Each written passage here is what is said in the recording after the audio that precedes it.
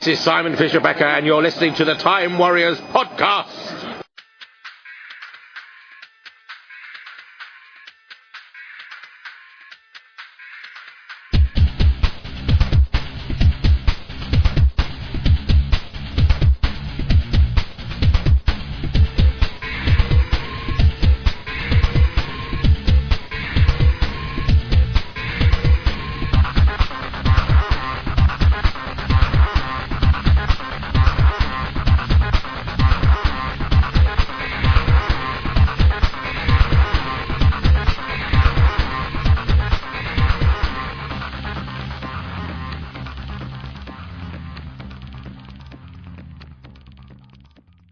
Richard, thanks very much for talking to us today. I mean, it's an absolute pleasure. Where are you speaking from, Owen? From Belfast.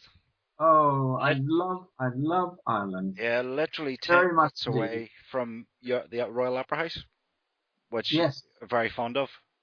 Yes, absolutely. I've never been to the Royal Opera House in Belfast. I played at the Arts Theatre years ago. I took a production of Charlie's Arms over there, and I played the part of Jack myself. And then we did a tour of Northern Ireland, and it was very interesting. And we had such a wonderful welcome from all communities. Yeah, funny enough, I've only really got back into the theatre in the last year or so. It's just been an amazing experience. The shows I've known about, but never actually seen, like Evita. And Cats. Really? Yes. Yeah, it's a sort of a new experience for me at the minute. It's really educational. I mean, even the theatre atmosphere, and I think for actors like yourself, I can see what you mean when you say the audience, the immediate reaction from the audience. Yes. I mean, you learn so much from a live audience. I mean, these people who just do film or television, all they can fall back on is what they imagine are the tricks that are going to appeal to people. But if you are, as I am, and I think what I would call proper actors, you've been brought up in rep or clubs or whatever. You've been brought up to have to entertain real live people, and they will tell you if they don't like it. They will tell you if they don't believe in you. Yeah.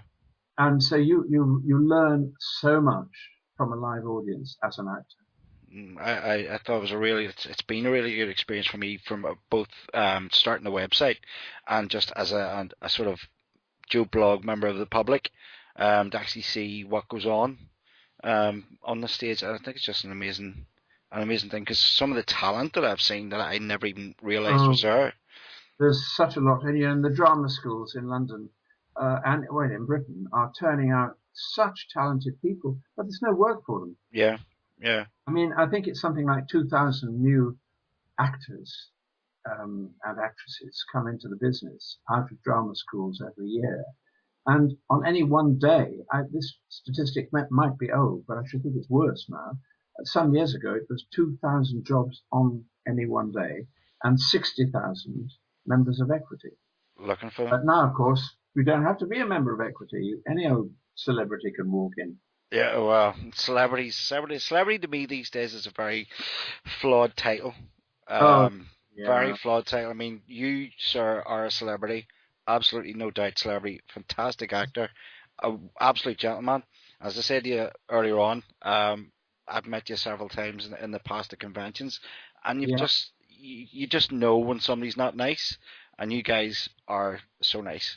I really, honestly. That's very nice of you to say so. I hope it's right. Trust me. I'll tell you a story. We were in I don't know where you remember this, the Nebula convention in Liverpool, and there was yourself, Fraser Hines, and Sally Kinvett, and they were doing it in the Emmerdale panel, and it was three. And it was just after lunch, and everybody was in the bar, and somebody came in and said, the Emmerdale panel is on. The bar cleared like that. Really? Completely emptied. Everybody straight into the hall, and if you remember, it was absolutely jam-packed, and the three is just had a ball talking about Doctor Who and Blake Seven and Emmerdale, and your stint as the big villain, one of the big villains in Emmerdale. Yes. Which was I know. It was a shame I couldn't go on with that, actually. I'd love to have done more. But there was another villain on if you remember at the time. and he'd been there for many years. I don't think he was terribly pleased that he had competition. That's really sad. But I mean, you have that you now have that in your resume. I was an Emmerdale villain, and there's so many of them. But Yes, you have the classic one of being killed by a bull, exactly. which I think is one of the most original exits for a villain in any of the Yes, soaps. in the old News of the World, which, as we know now, is no more. Yeah. They did a little article once saying the six most famous TV deaths, and my squash by a bull, amazingly, was one of them. Yeah, but see, in our house we watched Emmerdale growing up, and I'm now 45, so it's still part of our lives, and I still remember. And it was a buzz because when I watched it, there was Jamie from Doctor Who, and there was Mike from Doctor Who, and there was Janet from Blake Seven. So it sort of had the double fun for me, seeing you Yes. guys in different roles and getting your faces out there, and it was fun. It was nice they brought it to the convention itself. Yes. Embrace it. It wasn't just Doctor Who and talk about nothing else. They embraced everything, and you guys just went with it. It was great.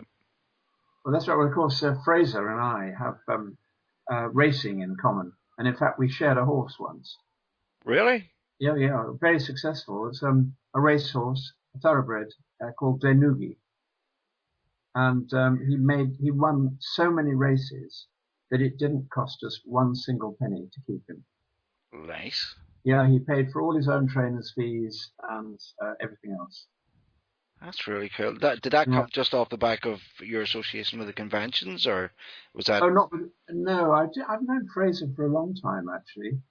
I suppose I probably did meet him at convention first. Yes. I mean, that's the nice thing for us in conventions, that we meet people who might have been in the same film and we didn't actually work on the same day, although that's less likely. But you certainly meet people from other series. I got to know Pat Troughton very well. And, of course, I've worked with Tom Baker since on the Demon Quest series. Yeah. And I know all the other doctors. I met them all. I don't know any of the new doctors, unfortunately, except one. Yes, I know. I've met Paul McCann. We were in America together. Paul's really cool. Yes, I think so too. A very nice guy as well. Yeah. Funny Matt Smith will be at the Excel on the 22nd. Will he? Oh, I'm very glad, because he is, I think, the very best of the new doctors. I think he's very good. Yeah, I have to agree. My 9-year-old son is just Matt Smith mad. Is he? And I don't know what he's going to do when he leaves at Christmas, but the fact that we're going to take him to see him, because it's a once in a lifetime, really, 50th anniversary, so we're going to take him. Yes. And let him meet Matt Smith. I'm delighted to hear that you guys are going to be there too, because there's only really been 3 announcements for the doctors, and there hasn't really been anything said about other actors and stuff coming. So I'm really glad you're going to be there, because you paved the way for what we enjoy today.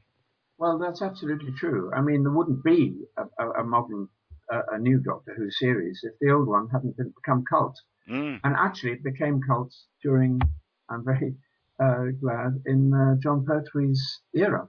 Yeah, absolutely. Because now what people don't realise is at the time that the show was on its last legs, and the Pertwee era was the one was going to decide where it was going to go on or not, and you guys came in and you nailed it, and fabulous. Because I was talking to Terence Sticks, I interviewed Terence a few months back, and he was saying the same. It was literally everybody's job's on the line, and they had to get it right.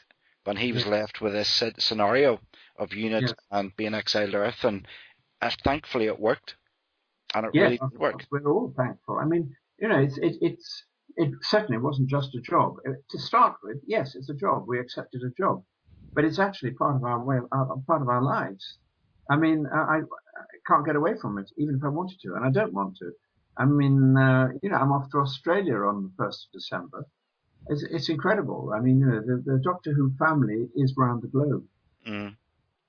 It's an amazing family. It really is. I was talking to Simon Fisher-Becker, I don't know who plays Dorian in the new series, and he was in just a few episodes, and he said the same. He never experienced the conventions as we experienced them in the old days when it was just sort of fans, and now it's a generational thing where the whole families come. And Simon is just bowled over by this whole phenomenon. He was in Australia there for a few weeks as well in September, and he said the same thing. It's a real family atmosphere. Yes. And I just, he's the same as you. He doesn't want to get away from it because he's just embracing it. Why should you? Because, I mean, it just, these are just amazing. They just really, really are. And I'm going to sound a real fanboy, but it's just, it was a huge part of my life growing up and still is. And the fact it's passed on to my son, it just shows the power of the show. But funny enough, actually, how did you get started in the acting business, Richard? You were in advertising originally, weren't you? Yes, I did. I mean, the thing is that in hindsight, I've been an actor literally ever since I was myself. I mean, I can remember at the age of about 5, the moments that I was happiest was when I was being somebody else. And I can remember dancing around a fallen damson tree in the remote farmhouse in which we lived, and casting spells on all the adults. And it just sticks in my mind. And the moments actually I find most fulfilling at school were ones when I was asked to play a part. But it never ever occurred to me that I could be an actor. I never even thought, you know, shall I be a train driver? Shall I be a diplomat? Shall I be an actor? I thought about train driving, and I thought about, not for long, I thought about being a diplomat and things like that. But no, I mean, I think that was largely because my background, my father particularly, was very, well, no, not particularly, exclusively, was very oppressive. I was to be a doctor, and that was the only thing that was worth being, because he was a doctor. And so it never was allowed to come into my consciousness that acting could be a possible career for me. But no, and we had a terrible tragedy at home. My little brother was appallingly ill. I won't go into the details. And after a very, very long illness, he actually never recovered. But it was a very, very appalling, shocking, and unusual situation. And he actually came out of hospital after 7 months. And the morning after he came home, I woke up, and my first thought was, I want to be an actor. Now, don't ask me why. Well, I know exactly why. Because the little tastes of theatre that I'd had, either being in a play or seeing a play, which were very few actually, were the moments that I really enjoyed. So it was all inside me beforehand. It was just that this terrible shock of my brother's illness, kind of, like champagne, it released a cork out of the bottle. And it had all been sort of compressed in there. Sometimes it takes something to really make you. Life throws bad things at you, but those are the things that could change your life. There's usually a silver lining, Owen. There's usually a silver lining. And I think if you can't see a silver lining to start with, then you bloody well ought to look for it. Yeah, it's always there, but it's my granny used to say, what's for you won't go past you. Oh, absolutely. What's for you won't go past you. But everything happens for a reason, isn't it, I think. So you decided then, so you did a lot of rep at the start then. How did you go about getting into it from advertising? Well, I mean, I made this extraordinary decision literally on waking up. And from that moment on, I thought, right, what am I going to do? So I'd heard of RADA, and I rang them up, and they said, well, you've got to fill in a registration form and send us some money, and then we'll audition you eventually. And I did that. Sorry? Sorry, go ahead, sorry. No, I was going to say the form said I had to do a bit of Shakespeare and a bit of modern, and would be interviewed and so on. And so I then set about trying to find something to learn. But I mean, I was not well read in theatre at all. I mean, the sort of the minimal amount of exposure that one gets at school, and I've been to 1 or 2 plays and things like that. But I came from a non-theatre family, or my immediate family was non-theatre. And then when it came to the point of actually rehearsing the pieces, I thought, well, I must get some advice about this. I want to sort of perform it before somebody so that they can, I can get the feel of playing to an audience. And I had two friends. One was Susan Hampshire, who you have heard of. Yeah. Fleur in Forsyth Saga. And the other was somebody called John Standing, who was the son of Kay Hammond and stepson of John Clements. And so he was sort of very well connected, both of them very well connected in the theatre, both of them well known at the time. And they didn't know each other actually, but they were very sweet to me. And they asked me around to their houses and gave me some tips. And they introduced me to their friends, particularly Susie. One of her friends was Charles Stapley, who was playing in My Fair Lady at the Theatre Royal Drury Lane at the time. So I got the opportunity to perform in a dressing room in Drury Lane, which I thought was a good omen. And then I went on to do the audition, and amazingly, I got in first time, so I was rather lucky. Was it what you expected when you got there, or was it a completely different world for you? Well, it's a completely different world, and it took, on reflection, and again in hindsight, I think it took me a long time to fully get out of a totally non-theatre background and suddenly be plunged into an exclusively theatre background. And that's quite difficult. And I mean, you can't get much further from the theatre than medicine. Well, that was tradition. That's reflection really of the times where you had to follow what the family wanted you to do, right. really. Whereas now it's completely different now, where they get Facebook and Twitter and everything else to get noticed and get out there. But you guys had a harder task in those days. Yes, it was. I mean, society is strange today, but in some ways it's improved so much. But in some ways it's declined so much as well. Sort of loyalty, respect, duty, honour, are really out of the window. And we've now got a generation of people who are selfish, greedy.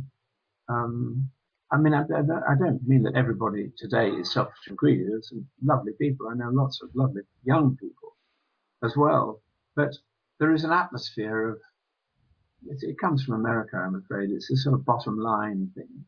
The richer you are, or the more money you make, the better you must be. And the more you have, the better you are. Personally, I think enough is enough. Yeah, agreed.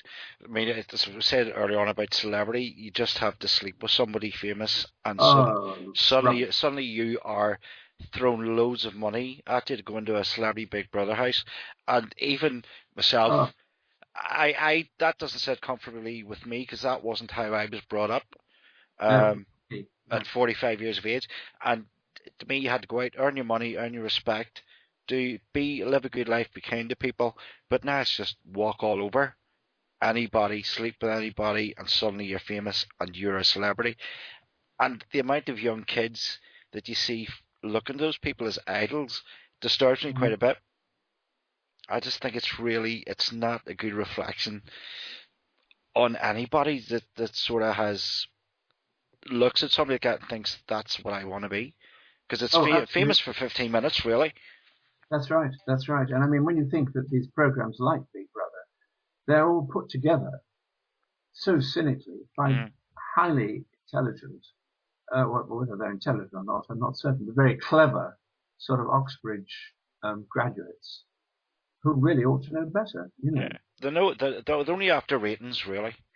I mean, some of the trash, and what was that program? Wild at Heart was cancelled, the one with Stephen Tompkinson, and replaced with another reality TV show. I think there's too much reality TV. I know the likes of Keith Duff would say, "Oh, it's our bread and butter these days," but it's actually doing away with a lot of drama and quality stuff that kids could be watching. Yes, of course it's their bread and butter, because the television companies, they don't have to pay anybody for it. I mean, you've got to pay the cost of the program, but it's nothing to having to build sets and employ actors and so on, which is expensive. But if the writing's good and the script's good, it's worth it. I mean, the likes of Downton Abbey. I mean, Absolutely. who would have thought that would be a massive hit globally and get mentioned on The Simpsons and even Doctor Who is mentioned Downton Abbey. I mean, I agree with you. It's not a good place to be. I think at the minute, I think I need to get rid of a lot of reality TV, but I don't think it's ever going to happen. It's so ingrained now But that it we're makes stuck so with. much money. Yeah, Yeah. it's cheap TV. Yeah. Cheap TV, and I mean, as I said, you look who gets put into these houses. Whereas I'd rather see certain actors in, or do you know what I mean? Somebody with quality that you'd want to watch, rather than. Yeah, well, I don't know. I rubbish. think the wheel turns. I'm optimistic, ultimately. What was it they said? Civilization falls, civilization rises, so it will disappear one day. But Oh, absolutely.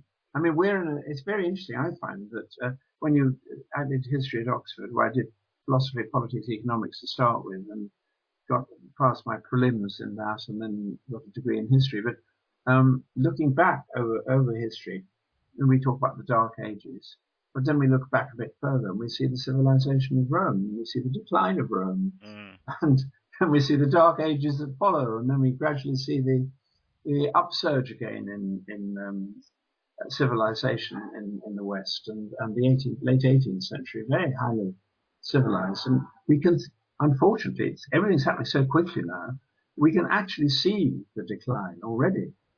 I mean, technologically fantastic, but spiritually impoverished. mm-hmm.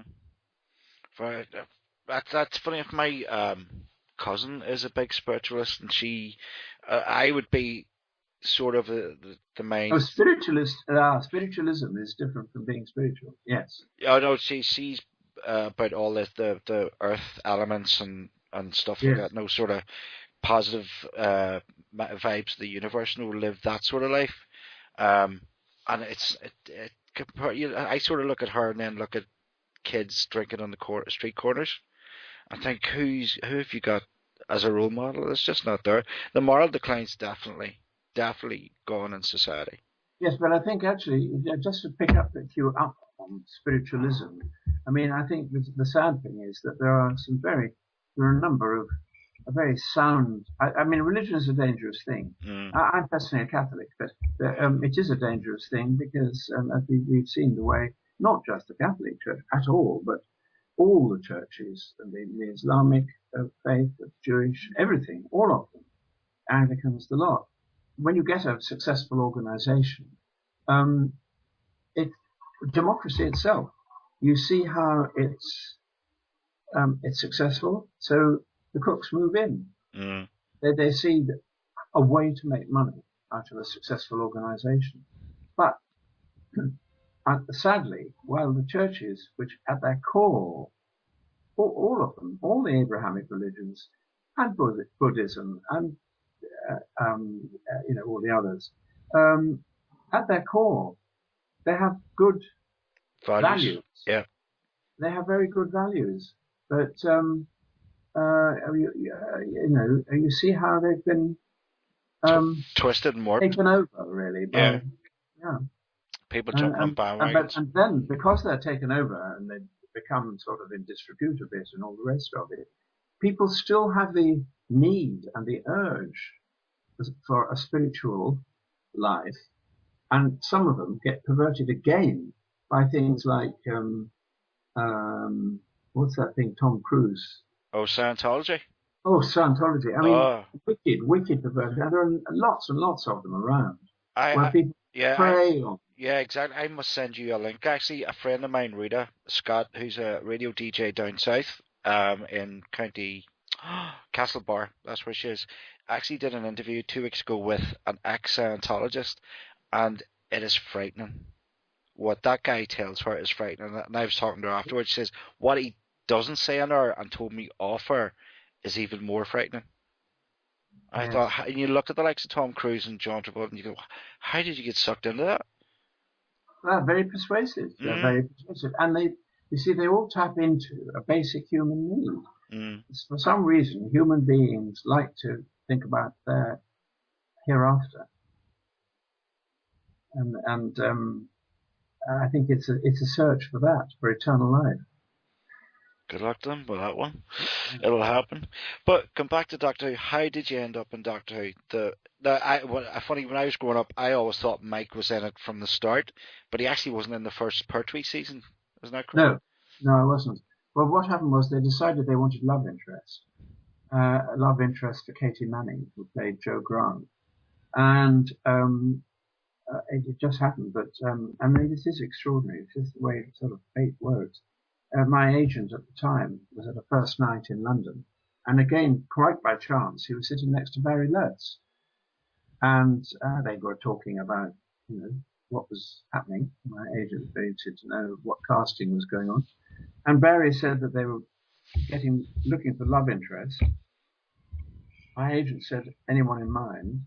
And Barry said, well, yeah, someone like Richard Franklin. And my agent said, well, I happen to represent him. And that was it. And Barry said, well, get him along to see me at 9 o'clock tomorrow morning at the BBC. So from the interval in theatre on that first night, David Preston, his name was, my agent, he rang me and said, I've just met the producer of Doctor Who and he wants to see you 9 o'clock tomorrow morning. And that was the first of 3 interviews, and then I got the part. Had you been aware of the show beforehand, or been watching it, or? Yes, I had actually. I wasn't an avid follower, not because I didn't like it or because I did. I just wasn't a follower. I don't watch much television actually. I ought to, but I don't. I always seem to be too busy or something. I don't know. I think if you have a partner or if you share a flat with friends or whatever, you tend to do more because people say, oh, let's do so-and-so tonight. Let's watch Doctor Who. And you find yourself doing things more with other people. Anyway, I didn't. And where did we get to on this? You'd gone for the interview on Monday morning? Oh, yes, I went for that interview. And you asked me, was I aware of Doctor Who before? Before that, yeah. Yeah, and I do remember clearly watching the very first episode with Bill Hartnell. And it was highly advertised beforehand. I mean, everyone was really looking forward to see the first science fiction program. And everybody, I think, was interested to know. I mean, you can't quite understand this today when we've got real scientific space exploration. People have been on the moon and all this stuff, rockets going off all over the place. We had none of that in 1963. It was beginning, and the scientists no doubt knew about it, but the general public didn't know about it. And Doctor Who comes along, and it's going to show us what happens out there. And we were glued to it. Rightly so. Funny when you watch it back now. Rightly so. So when Terror and the Autons, actually, funny enough, I recently bought a new DVD and Terror of the Autons was on it, and I hadn't seen it in ages and ages and ages. And what struck me most about it was, firstly, I always thought Mike was there. I was one of the family, but it was like, it wasn't just the Doctor and Joe. It was the Doctor, Brigadier, Joe, Benton, and yourself. That was the unit for the next 3 years, and it just felt so normal. I mean, silly things like plate of sandwiches, or you coming in to Benton. Well, it was a family, wasn't it? Yeah. And, I mean, you had the balance. I mean, as you know, I've written both a couple of plays and a book about the unit family, and I found the brigadier, the sergeant, and the captain a very, very good triangle to work for, because they were a genuine conflict of interest, and they were a genuine fact in the social life of Britain. It's something that people had never really seen. Actually, I would have thought there was more respect in those days for military figures. Oh, yes. In public. So you had them on TV every week. But it was nice things for me, like yourself and Benton watching the rugby and the Demons. Oh yes. When the world's about to blow up, but you two are stuck to the TV watching the rugby, going, "Oh, but the Yes. doctor wants you Yes. to." No, it Very human. yeah, Yes. it just based the whole thing in reality and gave it I'm a making myself chocolate on the Bunsen burner yeah. yeah. And John having a fit over use my Bunsen burner, but that for me was the magic of what you did. It wasn't just the Doctor and Joe, as most people think. It was the five of you Yeah, together. that's right. Yeah. What for you was the highlight of that time? Um, I don't really know actually. Um, I suppose, in a sense, I think probably most people. I mean, it's a very difficult question that because in highlight in what respect, but the demons was different from all the others Mm, because the story was much longer. yeah. It was much more involved, much more many layered. We did much more filming. We had 2 weeks filming, which is very unusual. And also, it was in May or June, I believe. So the weather was beautiful. We were staying in a lovely hotel, filming in a beautiful village. And, well, the first week it was sunny, and the next week, as you know, we had snow. That's right. But Yeah. um, uh, I suppose probably one would have to say the demons. Funny, even the last line in that, Brigadier, do you want to go for a pint? Yes. It's like you just literally face the end of the world and you go, "Oh, let's go for a pint afterwards." That there's an everyman element in your Yes. time, which hasn't really appeared since, even right up No. till today. It's not there, but No. it was you guys sort of, and as I said, Well, we were together. We did what an acting company does. We help each other. yeah, We're all a team. Now you get solo performances going around, I use word a team, and some, there isn't that link. There isn't a human link between people in the same way today. mm, is that Um, is that because of budget and stuff? Because it's no, such no, a good no, no. It's a changed society, I think. day, I mean, right? people. I mean, the family has been disintegrating for a long time, but Mm, there was a strong sense of real family in 1960 still. yeah. And it was the 60s and that where it all sort of changed, really. Nuclear family sort of went. Yeah. But as an acting company, it's like sort of like a mini rep company. Your time on the show. Oh, yes, it's an ensemble. Yeah. Yeah, it was an ensemble because we were together so long. And, we actually consciously played on that. I mean, we had good scripts. Mm, We played them, I hope, truthfully. yeah. It really mattered to us. What we were saying and doing was real and proper. We weren't, it wasn't tongue in cheek. We weren't trying to laugh at it or say this is all really rather sort of kitsch or something. We actually believed in what we were doing. Yeah. Well, that comes across very, very well. I mean, as you said, tongue in cheek. You can see tongue in cheek in certain other eras of the show, but Yeah, for the unit years, it was real, grounded, and people came to see you every week.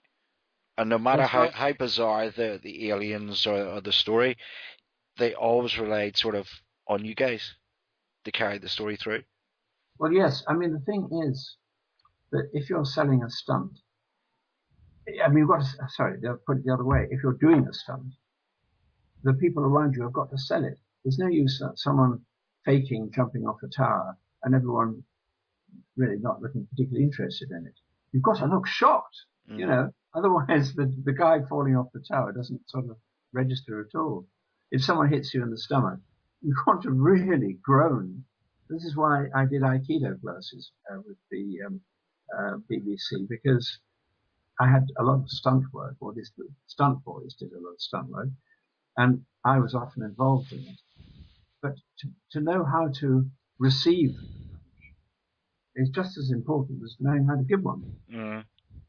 That's what the next question was going to be about the stunts. You were involved in quite a few major stunts, like the Mind of Evil, the convoy attack, Yes. your motorbikes and all sorts. That just looked like fun.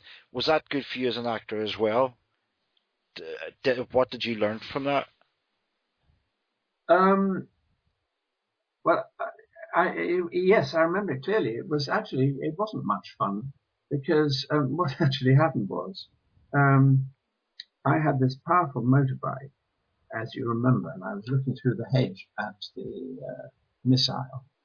And when I saw that the thieves had spotted me, I rushed back to my bike, and the shot should have been me pushing the bike along the road to bump start it and leaping onto the bike and then roaring off.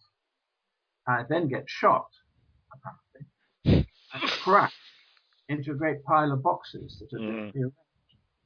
And what actually was supposed to happen was I watched the missile being stolen. I saw them spotting me. I got to the bicycle. I bump started it. And then I should have leapt on and roared off. End of that shot.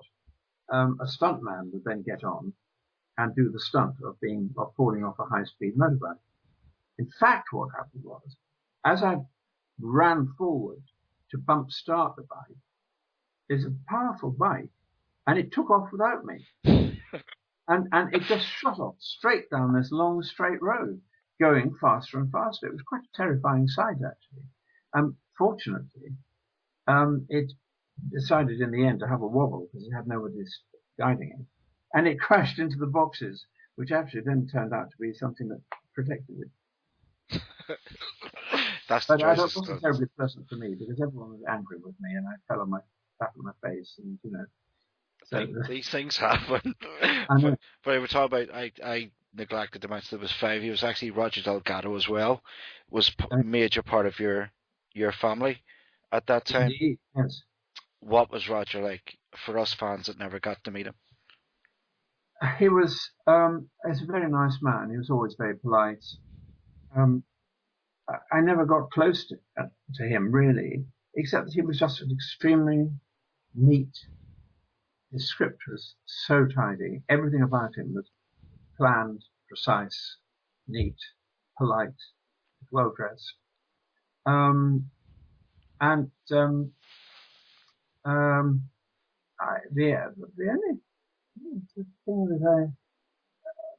only sort of very human bit of contact I had with him, really. I mean, obviously I knew him well on what you might call an acquaintance level. He wasn't someone you got into very easily. But we were filming in Wales for the Green Death. And after filming one day, we went back into the hotel and both of us went up to reception to get our keys for our rooms. And the AD came running in through the door. He'd been given our call, which I think was 6 o'clock in the morning. And the AD came in and said, "Look, terribly sorry, would you mind?" Sorry, I've got it wrong. He came in and gave us our call, and he said, "I'm afraid the call tomorrow is 6 o'clock in the morning." Rather early, but there we are. I want to get started. And he started to go out of the hotel, and Roger Delgado ran after him, and I saw them talking outside the door, glass door, and then Roger came back in. He said, "Richard, I hope you don't mind, but they said that they wanted us to be ready at 6 o'clock in the morning and to be taken to the site, to the set." And Roger said, "Would I mind terribly if it was 5:30?" And they said, 6 is horrible and 5:30 is horrible. But I said, "Well, why? I don't mind, but why?" And Roger said, "Well, I don't trust film drivers. I don't like people to be in a hurry." And the thing is, he himself was a very meticulous, careful driver with his spotless little Mini. And of course, the irony is that he was late on location during a break from Doctor Who in Turkey, was met by a film company driver to drive him to the location, and they were in a rush. And of course, he was driven over a ravine. Mm. Big loss. Yes, it was, yeah. Yeah, that was a massive impact. As some people say, that was the beginning of the end for Yes, Unit. it was. Yeah, definitely. I mean, we've talked about being an ensemble. which over a period of time we've become. And, when you lose one member, poof, balance is gone. Dynamics completely change. Mm. So when Mike, how far in advance did you know that Mike was going to turn traitor in Invasion of the Dinosaurs? Stop. He's not a traitor. He was mentally. He was a victim. He was a victim of his good conscience. Yes. Yeah. Well, I don't think I did realise until I certainly didn't realise as the script was being written. Not at all. I just got the script, that's all. And just discovered it. Yes, and then I read the script, and the rest is history. Were you surprised at that turn of events, or excited about them? No, excited. I think my first. I was excited because I saw what happened afterwards, and I thought, oh, that's an exciting bit of action, and it's very nice to run forward and save the Doctor in the nick of time. Yeah, I thought it was quite heroic, actually. Yeah, it was a massive change for the character. It was something you wouldn't expect because you were ensemble. You were everybody together to the end. You would never expect the likes of Mike to end up as he did, even though he came back as Planet of the Spiders, cured with the Buddhism thing. That's right. But I think Barry Letts was a very good friend to me on that program. Barry was lovely. He valued me highly, and I don't know whether everybody else did, but he did. So I was very lucky to have his support. Barry was nice. We met him at Nebula as well. He was very nice man. Yeah. He had, he wasn't just sort of obsessed with theatre. I mean, we're all obsessed with it in a way, but some people, certainly Barry, and I like to think myself, have got other interests.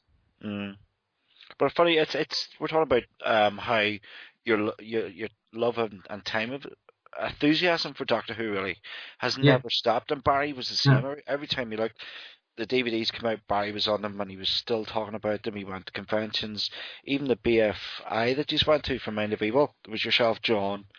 Was it Terence there as well? Yeah. I mean, yes, he was. Yeah, it doesn't wane for you guys. No. Why does it not wane? What is it for you that keeps it a love in your heart? The fans. Yeah. I mean, the enthusiasm of people who have kept the program alive. And if you're not very grateful to those fans, then I think there's something wrong with you. I mean, I do things for nothing. Because it's wonderful to be part of something that has also quite clearly given millions of people around the world an awful lot of pleasure. Yeah. What was your first taste of conventions then? Because there wasn't conventions in your time. I didn't start going to conventions for a long time, actually. And I didn't sort of know about them. Now, that was the only thing. In spite of the fact it was a good family, it could be a bit cliquey. Yeah. And I wasn't aware of things, for instance. I was very naive, really. It's a good idea to chat up this stills cameraman on the set. Because then, when there's publicity, if your photograph isn't there, they can't use it, can they? Yeah. So anyway, I didn't know about that. Also, the thing about conventions, I can't remember which the first one was, honestly. But I've been to lots of conventions and some very big ones. I think probably the first convention, truly, I can't remember, but certainly one of the early ones were the ones in Chicago. Did you have any expectations of what to expect at one of these shows, or has it completely changed over the years? No, they've remained very, very similar.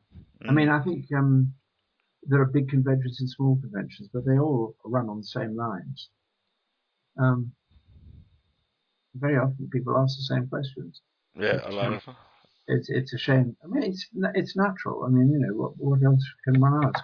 But it's one of the reasons I wrote the book. It wasn't no reason that I wrote the book. But I had in the back of my mind, if I put lots of facts about Mike Yates, who I give him the pseudonym of Captain Martin Bigglesworth, if I put in lots of facts about it, which are clearly, some of them are autobiographical, some of them are fiction, some of them are exaggeration.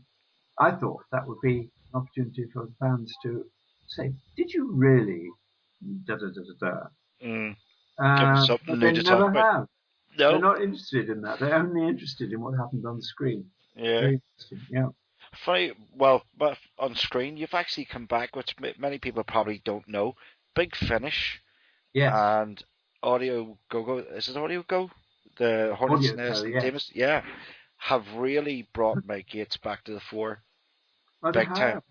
I got a script this morning. In Yeah. the post. I haven't read it yet from Big Finish. A wonderful script. It's a celebratory 50th anniversary script. It's going to be very good, I think. Excellent. But how did your Big Finish association come about then? Did they contact you and say, we have this story, Oh, would yes. you be interested? They contacted me, yes, definitely. I can't remember what the first one was, but I've been with them for a long time and done lots of work for them. They're very nice people. I love working with Big Finish. It's just fun. And how different is it a medium for you as an actor? Is it harder to do an audio play? Oh no, not at all. I mean, By that I mean, like a theatre audience can see you, but this is all vocal. Does it take an extra bit to put everything in? Oh yes, it does. I mean, you know, I spent 2 years or more working for BBC Radio, and that was. I mean, I've had exactly the right sort of career. Actually, I had the training at RADA. The day I left, I was working for Rep for the Century Theatre.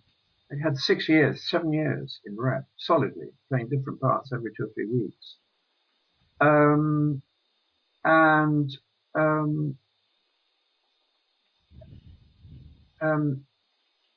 Yes, I mean, I think yes, and then at some point pretty early on, I can't remember exactly when it was. I think it was after the first stint. I think that period of 6 or 7 years in Rep.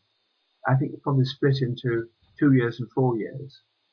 And after 2 years of Rep, I then had 2 years or more of radio. And I love radio. I mean, but you approach a part in the same way, whether it's film, stage, television, radio. But of course, the medium is different. On stage, they can see you, but you know what the differences are. But in radio, it's all on the voice. But it's not just a question of speaking the lines. You are performing, but you're performing in a different way. You have to, as they say, have a love affair with the microphone. You really have to treat it as if, I mean, I'm looking at your face now on the screen because you haven't got a moving picture. But I'm talking to you. Yeah. And that makes a difference. So, with the likes of Hornet's Nest and Demon's Quest, how'd you find working with Tom? Tom's excellent. I got a very high opinion of Tom.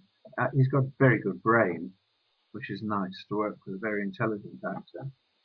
He's also very funny and very quick. And I enjoyed working with him very much. I think in the overall, if you look at Doctor Who as an entire story over the 50 years, Mike Yates was the one companion, shall we say, that needed a resolution after the Jon Pertwee regeneration. I think it was nice that you ended up teamed up with the fourth Doctor. Yes. Because I think it was good in Planet of Spies you came back and redeemed yourself, but I still think there was that resolution that needed sort of between the Doctor and Mike. The Doctor needed to say something, and it had to be another adventure where it could be sort of resolved between them. It's sort of like basically no hard feelings, if you know what I mean. And I think you got that with Demon's Quest and Hornets. Yes, absolutely. Because to me, Mike is just like Donna Noble when Catherine Tate, when she had her mind wiped, and she was the most tragic companion because she lost all experience. Whereas Mike would be in the same vein for me. And I think if you look at the storytelling, I think that's why Mike stands out from the unit years more than anyone else because of what happened to him and his story arc and that relationship with the Doctor. Because the Doctor and Mike got on very well on screen. Yeah, that's right. Yes. And even when Dimensions in Time, it was Mike that drove Bessie, which nobody was allowed to drive Bessie. Yes, off screen, it wasn't quite so happy. It was quite funny, actually. Was it well, not? No, because when I've been longing to drive Bessie, Yeah. but as soon as I got into it and had to drive off, I stalled the wretched thing. And it's a very tricky car to drive, actually. And, of course, I flooded the carburetor. And John, who he knows everything about any kind of mechanical object, whatever it is. And he was quite cross because he was very possessive about Bessie. That was his car. Funny, every time I watch that scene, and I sort of think, how did nobody walk out and get run over by that car? Because New Albert Square is so small, and there's always dozens of. I thought, seriously, people, get out of the way. This car's coming. But I mean, even the Five Doctors, it had to be Mike Yates for me, because that would tie in for Mike. Should always play in the Doctor's conscience over what happened. And I think it was nice with the Five Doctors, even though it was the one scene. That you can back, but that's what makes for me Mike one of the most important characters in Doctor Who history, because he's not just a companion that travelled and left and had fond memories. He had a real story arc, and to me, Mike would have the conscience where he feels he let the Doctor down by being a victim, even though he was the victim. I think story wise, if you know what I mean, that makes him stand out for me. Yeah, that's very interesting. Yeah. Yes, I think that's perfectly true, actually. And you need a resolution. The character needs a resolution. Yeah. Just as you got a beginning, you got an origin story in Big Finish about how Mike joined UNIT. Yes. I think that's to me it's one of the magics of Big Finish. It fills in the gaps. Did you enjoy that? Yeah, it fills in the gaps. Yeah, the stories were great, but it's expanding the character. The stuff that was there is even better now because you get. Fans like me can reference the Big Finish, and then when you watch the like Satara, the Autons, and you have both stories in your head, and you have a background to Mike, you know what he likes and what he doesn't like and where he's come from. It makes him an even more complete person. Yeah. And that is down to the writing. I know they have them now in the companions, but to me there's still something missing. That human element sort of still missing.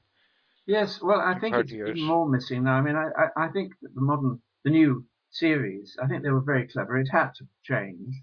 It's a different generation, and the world has changed a lot. Yeah. And they were I think that Russell T Davies was clever in keeping the essential elements. I wish he'd asked Captain Mike Yates back, but anyway, that's beside the point. And people also, of course, wish that Nick Courtney had been invited back. Well. I'm one of them. I see that story where the Centaurans, and it was a different commander. Where's the Brigadier? Yeah, but that I think is a great pity. But I admire what they're doing.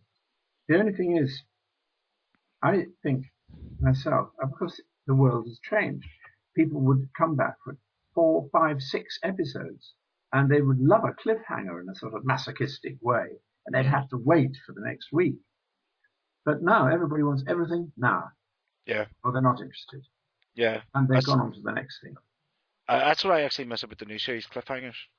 Cliffhangers for me were what kept me coming back week after week after week. Yeah.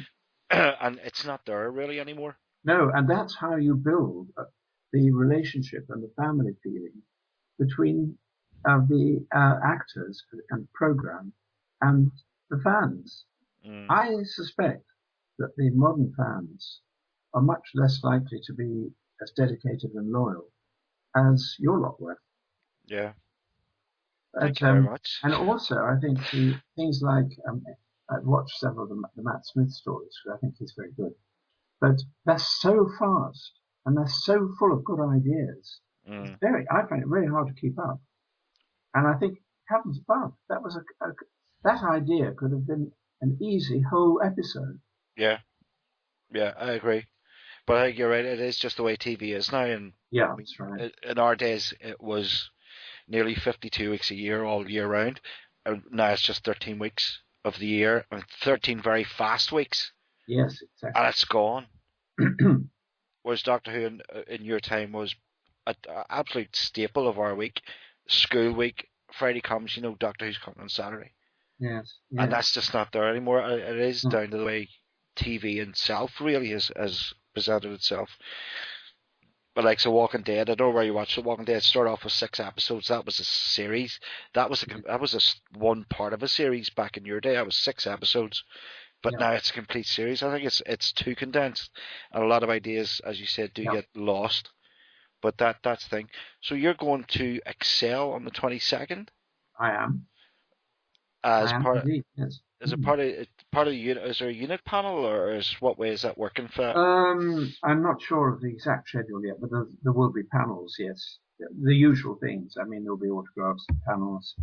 Um, I think celebrity dinners or all sorts of things.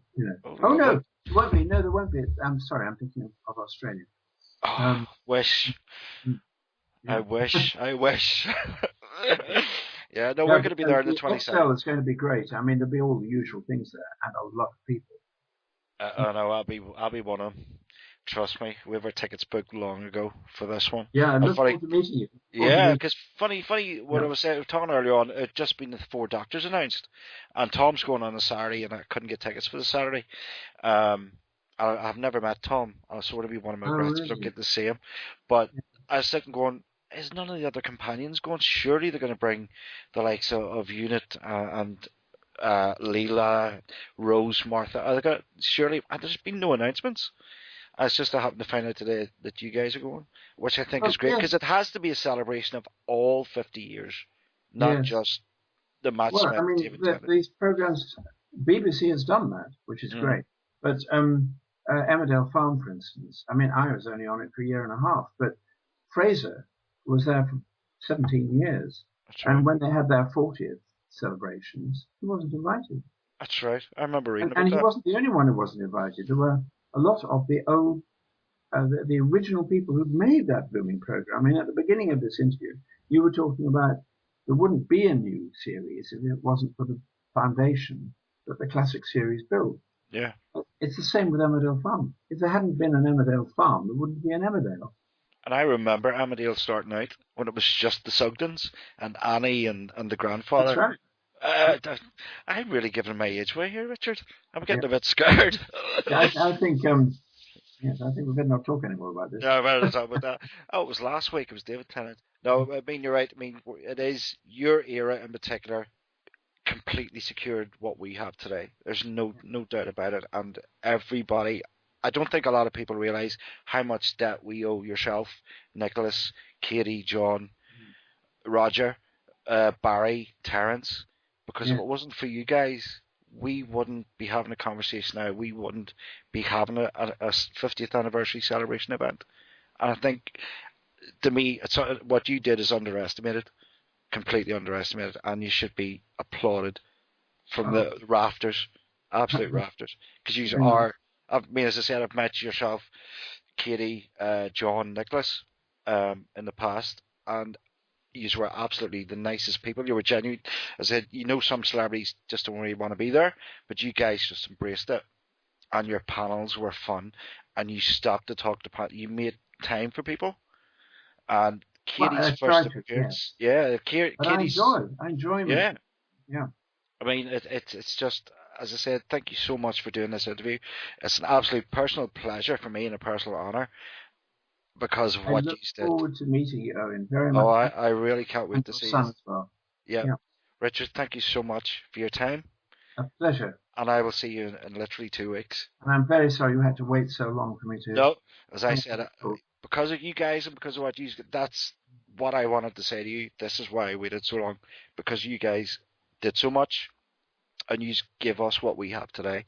And as I said, I'll wait 6 months if I have to, just to get chatting to you. Yeah.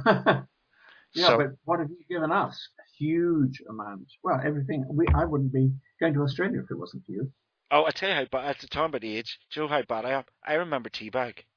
Oh, you do. I actually, Don't own you had teabag. Teabag, you Yeah. had Teabag at Nebula on the Emmerdale panel with you. Oh, that's right. Yes. Teabag the cat, remember that? Yes. As Yes. you've done all this stuff, Well, nobody look, you can probably realizes. see this. Ah, class. A little model that one of the Doctor Who fans made. Nice one. Yeah. And I'll show you the. This is my cat. He's no longer with me, unfortunately. Charles Tyrone Smith. Oh, poor Charles. Yeah. So Yeah, there you go. that's how far back it is. Yeah. Teabag the cat. Well, that was fun. Great. But Richard, I'll let you go. Thank you very Love much, as I to talk, said. Owen, and I look forward to meeting you very shortly. Same here, sir. Yeah. Absolute good luck and have all the best for the future. Thank you, and you too. All right. Yeah. Right. Bye bye. God bless. Thank you very much. You're welcome. More than welcome. Thank you.